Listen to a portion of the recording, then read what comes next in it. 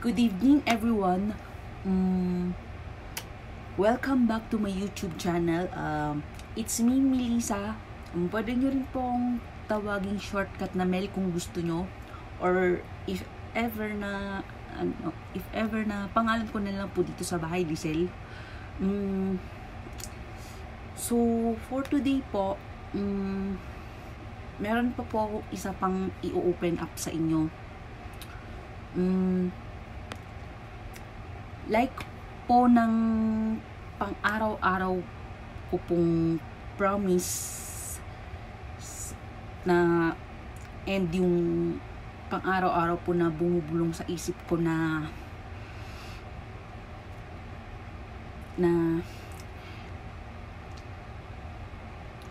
hindi na po ako papayag mangyari like nang nangyari nung dun sa dating nanligaw sa akin na taga Bakaking, Baguio City, na hindi po natuloy yung plano ko na sagutin siya in person dahil sa panggugos rin po nito sa akin. Pero nitong year po, nalaman ko po kung bakit niya rin po ako ginus. Na may iba po siyang nakilala dun sa naging work niya. So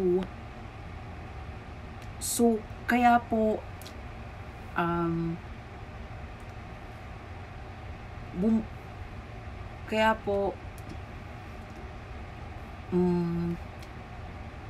naisip ko po or parang bumulong po sa isip ko na agaran ko na po sagutin yung manliligaw ko na si Jonas na taga Quezon Province. Actually po, kapapakausap ko po sa kanya kanina sa chat na like paano kung halimbawa magkaroon na kami ng label and commitment na maging kami na now na.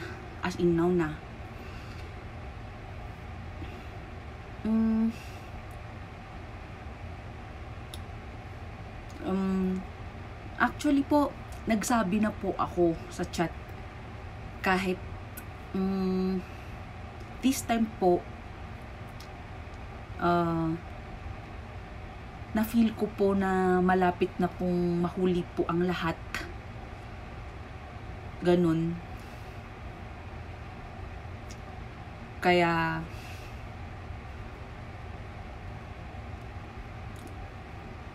wala rin po akong choice kundi i-rush pong sabihin sa kanya lahat sa chat. And pati po yung lahat ng poetry na kino-content ko para sa kanya, halos lahat po inamin ko na po sa kanya. But he said na wag daw muna dahil sabi niya mahihirapan lang kami, na marami pong hadlang na panahon, na wala pa pong assurance kung kailan kami magkikita.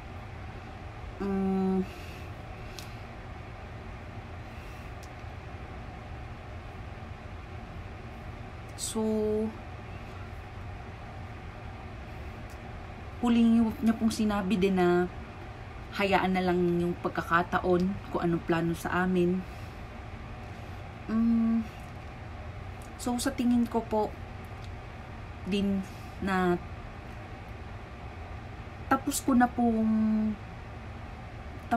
po sabihin lahat ng sinabi ko sa kanya.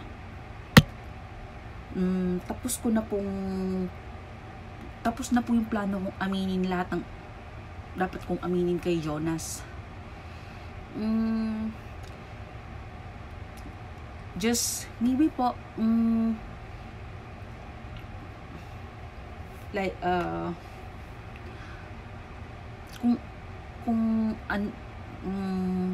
hindi na po ako magsasabi ng naging past ko.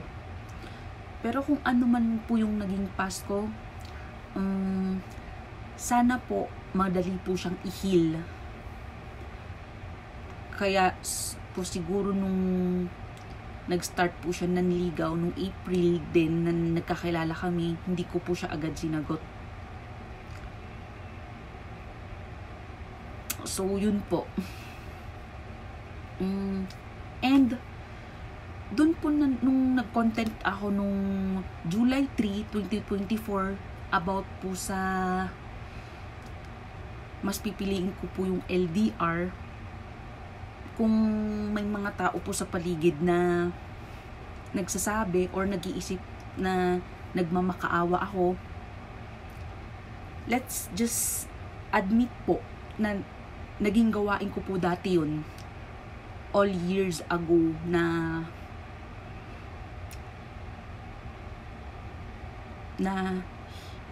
may isang tao na hindi ko pa po kilala.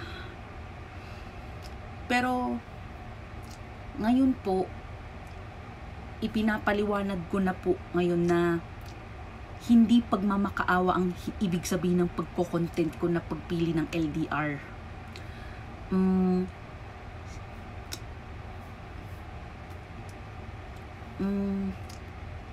Inaamin ko din po na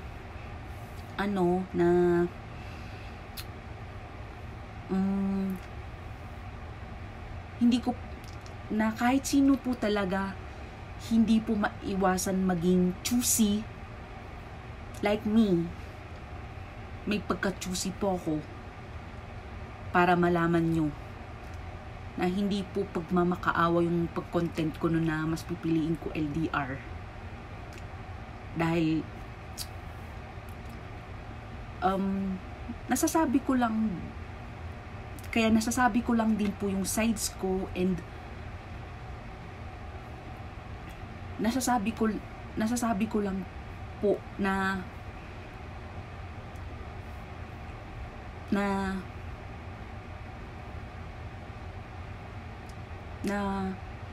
feeling ko mas bet ko po yung ka-level ko na Tagalog language.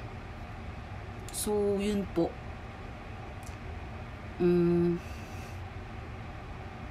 Yun po, hindi pagmamakaawa ang ibig sabihin ng content ko nung nakaraang July 3, 2024 na pagpili ko sa LDR. So yun lamang po. So good evening again. It's me, Melissa.